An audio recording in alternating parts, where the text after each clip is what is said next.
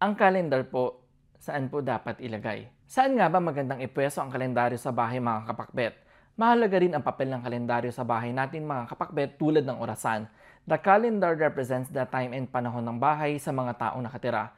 Kung wala ito sa tamang pwesto, maaaring epektado ang karir ninyo. Halimbawa, oras-oras kayo ay lumilipat ng trabaho or kada buwan, palipat-lipat dahil hindi ito stable. Kaya naman, ngayong 2025, saan ba ang maswerteng pwesto ng kalendaryo sa bahay? Una, huwag maglagay ng kalendaryo sa CR.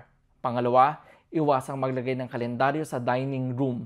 Pangatlo, ang pinaka-best na pwesto ng kalendaryo ay sa north area ng bahay dahil nire-representa nito ang career na fluid, stable at mayabong. Iwasang ding maglagay ng kalendaryo na outdated mga kapakbet. Sana ay may natutunan kayong bago mula sa amin. Master Michael here, simplifying feng shui for everyone.